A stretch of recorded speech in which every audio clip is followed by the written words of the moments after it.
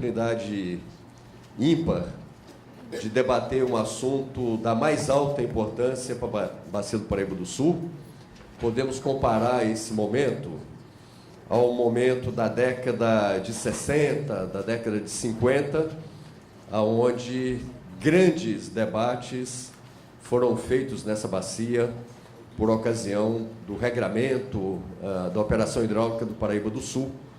E se vocês procurarem esses assuntos, né, na internet, vocês vão encontrar coisas maravilhosas sobre aquele período. E grandes conflitos também naquela época que foram resolvidos por grandes personagens da nossa história, dos estados do Rio de Janeiro, São Paulo e do Brasil.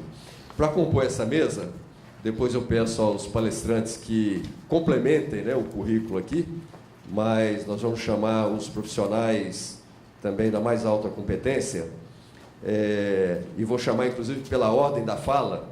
Cada um terá 15 minutos para colocar suas apresentações. Então, amigo André Marques, que hoje é o diretor da Agência do Paraíba do Sul, do CEIVAP, e tem feito um trabalho de fôlego nessa bacia. Também convidaremos o pesquisador Paulo Carneiro, amigo também do Paraíba do Sul, que participou da equipe que fez o plano da bacia do Paraíba do Sul. Ele é ligado à COP do Rio de Janeiro. E o Wilson Cabral, também conhecido de todos, que é o grande coordenador desse evento. Então, nós vamos subir. Como eu falei, peço aos senhores que complementem a apresentação, e cada um terá 15 minutos para suas apresentações. Bem, bom dia. Primeiro, agradecer ao professor Wilson pelo convite. É um prazer muito grande que a GEVAP está aqui, participando desse evento, dessa discussão, e nesse momento ímpar para a nossa bacia do Paraíba do Sul. Acho que é um momento muito interessante de até a gente conseguir muita coisa nesse momento onde a bacia começa a ter um destaque que ela sempre mereceu. Então, a gente sempre falou de recuperação de nascentes, recuperação do rio. A gente fica muito feliz de hoje o nosso Rio Paraíba ser o foco, e talvez a gente, com isso, conseguir muitas melhorias em relação a essa grande degradabilidade que ele passou todos esses anos. Mas a agência de bacia, só para a gente entender, na verdade, existem os comitês de bacia, que são parlamentos de água, e, na verdade, nós somos o braço executor. Então, hoje, a GEVAP, ela tem sede em Resende, ela tem 3 contratos de gestão, 2 contratos com o INEA e um contrato com o CEIVAP. Então, um contrato com o governo federal, que é o CEIVAP, e tem 2 contratos com o INEA, onde ela aí toma conta dos comitês do Baixo Paraíba, do Médio Paraíba, do Piabanha e o Dois Rios. Então, nós estamos num momento muito interessante, onde São Paulo e Rio de Janeiro discutem essa transposição. Eu acho que vai ser um evento interessante. Na verdade, eu sou formado em engenharia, fiz a faculdade de engenharia de Guaratinguetá, na verdade tenho doutorado na área de resíduos sólidos, e a gente está aí trabalhando nessa parte de, vamos chamar assim, nessa parte de transposição. Comecei na GEVAP há muito pouco tempo, trabalho na área de saneamento muito forte, a vida inteira, 27 anos na parte de saneamento, mas na parte de agência de bacias comecei em setembro, e a gente entrou aí no caldeirão para discutir um pouquinho esse assunto. André, depois, na hora da fala do Paulo, ele se apresenta, então pode adiantar.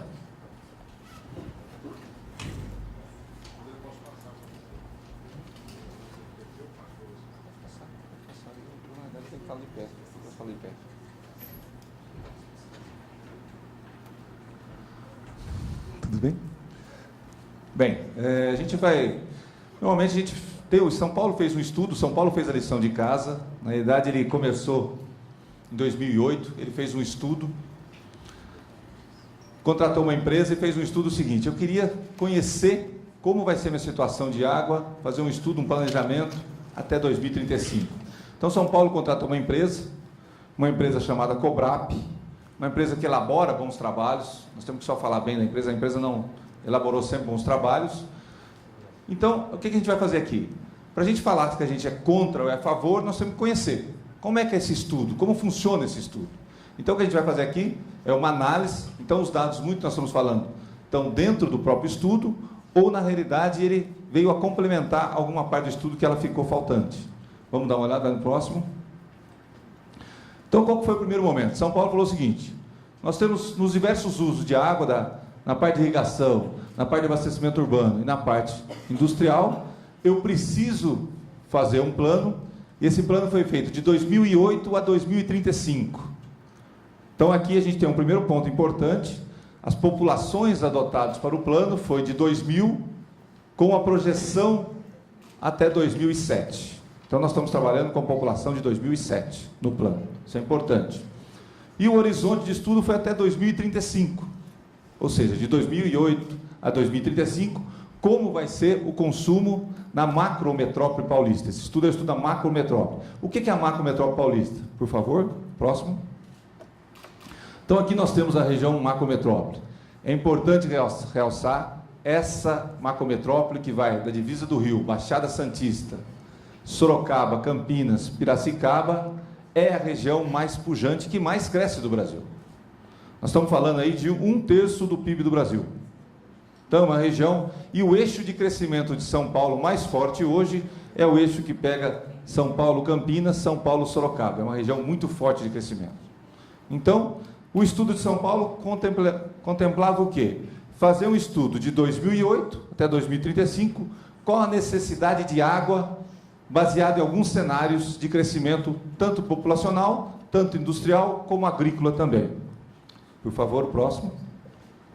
Pode ir. 3 cenários. Então, primeiro estudo que São Paulo fez. Vamos fazer uma análise no cenário tendencial, ou seja, como está crescendo hoje o sistema. A tendência que está, o natural. Ele fez uma taxa de crescimento aí de 2,4%. Então, ele fez uma análise tanto urbana, irrigação e industrial. E chegou em alguns números, nos vários, vamos chamar assim, na CBHPS, nos vários setores da bacia da macrometrópole. E dentro disso, o que acontece? Ele chegou que no crescimento tendencial, nós teríamos aí um aumento de vazão de 2008, 222 metros cúbicos por segundo, para 283 metros cúbicos por segundo. Ou seja, nós teríamos aproximadamente um crescimento necessário de São Paulo de 60 metros cúbicos por segundo no crescimento tendencial. No próximo cenário, o intensificado, ou seja, São Paulo crescendo mais que o normal, instalação de trem-bala, duplicação da Tamoios, parte de porto, área, então um crescimento muito intensificado. Aí já foi adotado um crescimento de 3,4% ao ano. O que aconteceu?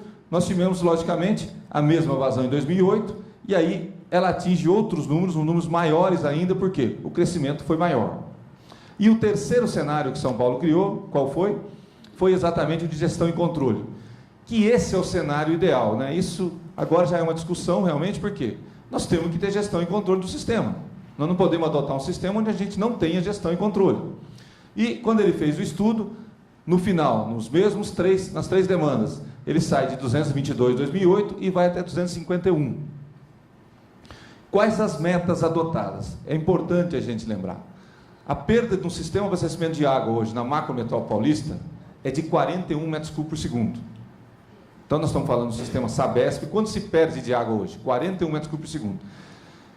São Paulo, a Sabesp faz a lição de casa em relação a perdas? Não faz a lição de casa. Não estamos falando só de São Paulo. O SEDAI também não faz, o Rio também não faz. Então, os dois não fazem a lição de casa. Por quê? Nós não temos que fazer projeto de perda de água, e sim um programa, porque perda de água é trabalhar todo dia na perda. Quando a gente fala, por exemplo, uso racional, quando nós estamos falando agora em São Paulo, eu dou desconto para quem gastar menos, isso é um programa já de uso racional. Mas nós temos que pensar o seguinte: São Paulo fez um estudo de controle e gestão e controle, onde uma primeira hipótese que ele adotou, o índice de perda em São Paulo hoje, esses 41 metros cúbicos por segundo, representa 38%. Então, no estudo ele adotou o quê? Eu abaixo de 38 para 28. Segunda hipótese que ele fez, uma mudança de comportamento. Fazer trabalhos para uso racional, educação ambiental, ele também fez um estudo. Programa de uso racional nas indústrias, edificações públicas, mudanças tecnológicas na gestão de irrigação, e também na indústria ele adotou 0,2% de economia ao ano. Então ele fez algumas hipóteses e criou um cenário, que era um cenário de gestão e controle. No próximo slide, vai mais um para mim, Wilson. Perderam o computador? Não. Achou. Então, no próximo cenário, o que acontece? A gente faz uma comparação.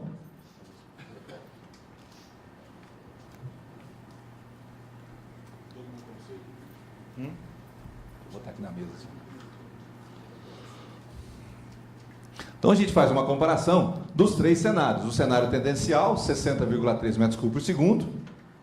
Crescimento intensificado, 2,4% de crescimento, 3,5%. E aqui, na realidade, com controle e gestão, 28,48. Então, essa é a necessidade que São Paulo teria nos 3 cenários, de 2008 a 2035. Baseado nesse cenário, que ele chegou nesse momento, qual cenário, aí tem um momento que o Estado tem que adotar, qual cenário eu vou adotar agora para continuar o estudo? Foi-se adotado o cenário tendencial, crescimento tendencial, não de gestão e controle. Isso é um fato preocupante. Vamos lá ao próximo. Bem, no próprio estudo, tá? A gente está apontando números do estudo, a necessidade para o abastecimento urbano de São Paulo até 2035, então eu estou falando o seguinte, eu vou mandar mais água e crescer mais indústria em São Paulo, essa é uma discussão, eu vou resolver primeiro o abastecimento humano. Então, o abastecimento urbano de São Paulo necessita de 25 metros cúbicos por segundo, aproximadamente, e somente a redução de perdas poderia cobrir isso. Então, se a gente fosse falar, vamos ajudar São Paulo? Sim, vamos ajudar em relação ao abastecimento urbano. Vamos ajudar, certo? É inconcebível a gente deixar as pessoas sem água. Vamos ajudar? Então tá bom. Então, vamos ao abastecimento urbano, o controle de perdas seria suficiente para resolver isso. Gente, quem trabalha em saneamento, não sei se tem alguém aqui, controle de perdas não é fácil, é muito difícil, certo? O sistema hoje melhor em controle de perdas do Brasil é Limeira, no estado de São Paulo, com 16%, é o melhor do Brasil, certo? Então, vamos no próximo. E baseado nessa necessidade, São Paulo foi buscar onde eu posso pegar água. Posso aqui, posso ali. Aí ele foi procurar todas as possibilidades. Várias possibilidades que ele podia procurar, né, os vários. E aí, eu posso pegar um pouquinho daqui, eu posso pegar um pouquinho dali. E aí ele chega aqui. Se ele pegar um pouco daqui, um pouco dali, um pouco daqui, ele chega nessa vazão. Então ele precisa construir ainda 2 ou 3 desses arranjos para conseguir abastecer aqueles 60 metros cúbicos por segundo. Então, na realidade, ele criou 10 arranjos. São 9 lá, mas é que tem um A, um e um A. E aí ele define a vazão. Quando São Paulo começou agora a falar em buscar a água do Rio Paraíba, quando ele fala em 5,13, que é aquele número lá, 5,13, é a vazão média que ele fala, com capacidade instalada de 8,5. Então, na verdade, eu posso tirar uma vazão média de 5,3, mas em momentos de pico tirar até 8,5. Bem, baseado nisso, nessa vazão, o único arranjo que tinha nessa vazão é 5,13. Então, que é o arranjo 5. Então, a gente foi falar assim, então se São Paulo vai pegar essa vazão, ele está trabalhando no arranjo 5. Foi quando ele entrou com pedido de outorga. Ele entrou tanto com pedido no governo federal, pedindo esse número, como também entrou pedindo outorga no DAE São Paulo. Vamos lá? Bem, esse é o arranjo 5. Então ele pega de vários, sempre normalmente tem um sistema grande e vários pequenos. Aqui na realidade é o Jurimirim e Itacotia. Vamos lá? Próximo. Só para a gente lembrar, né? Onde é que ele está falando ali? Ó? A gente está falando ali na realidade, pegar a água do Jaguari. Aqui em São José é bom que a gente está, né? Nós estamos falando do Rio do Peixe. Lá em nosso querido São Francisco Xavier, né? Certo? Então nós estamos falando o quê? Pegar a água ali na idade de Jaguari e levar para Atibainha. Nós estamos falando 15 quilômetros. Sabe aquele lugar, gente? Nós estamos, todos os lugares são longe, mas ali até dá vontade, que está tão pertinho, né? Que dá vontade de pegar, mas é a mesma bacia. A mesma bacia é a seguinte, em relação à chuva são iguais, né? Então aí começa outra discussão. Quando enche um, enche o outro. Então é uma discussão que a gente vai levar adiante aí no debate. Pode ir o próximo.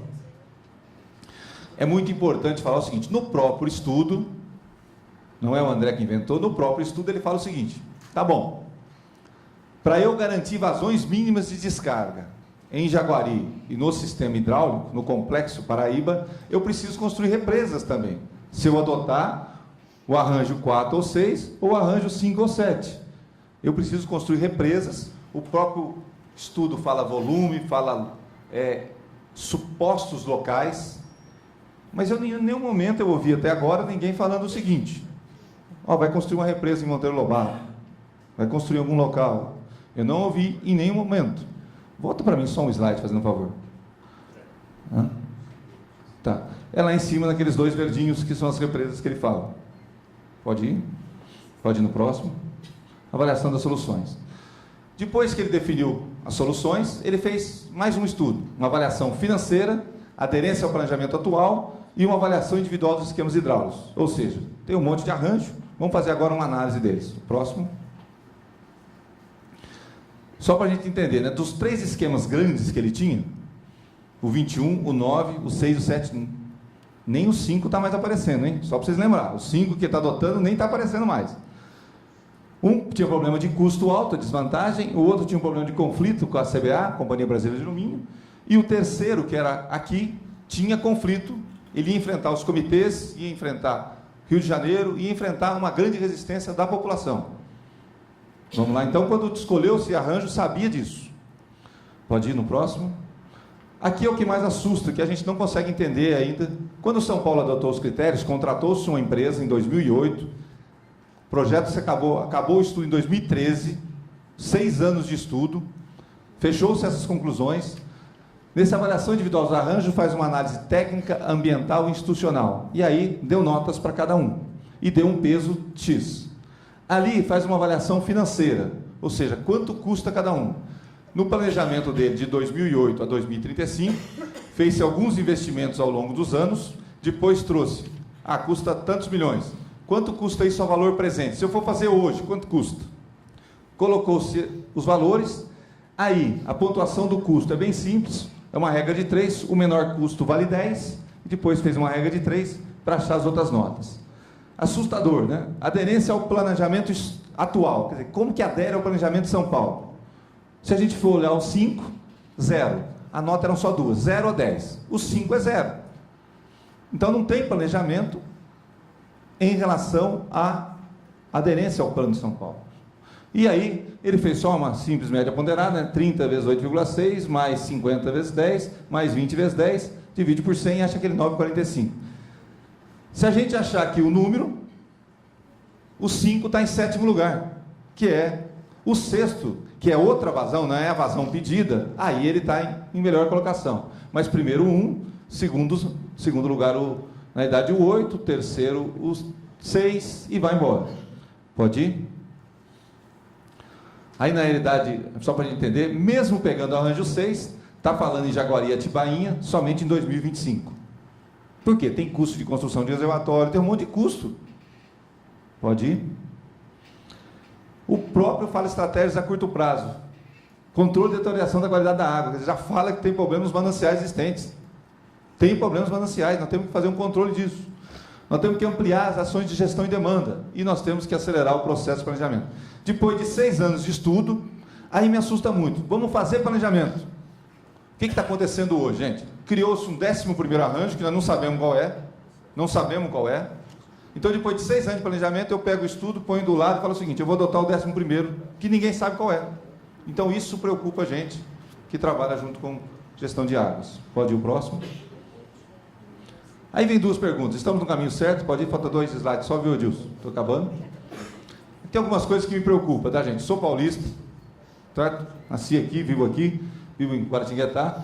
Estudo de 20 anos para São Paulo, 1/3 do PIB é suficiente? Essas são algumas perguntas que nós temos que começar a pensar. Quando eu falo o seguinte, e após 20 anos? Ou a nossa política vai ser o seguinte: levar a água onde está a indústria ou levar a indústria onde está a água? São Paulo, né? Não menosprezando os outros estados, mas São Paulo hoje, pela condição de estrada, de porto, é o único estado que teria condição de fazer política pública de crescimento. Em relação ao seguinte: eu vou levar a indústria lá em Presidente Prudente, eu vou levar a indústria em Presidente Epitácio, em São José do Rio Preto, e aí sim fazer uma política de divisão na idade de impostos. Então é o único estado que tem condição de fazer isso hoje, até pelo poderio de ter 1/3 do PIB. Então nós não podemos, nós vamos levar água a São Paulo até quando?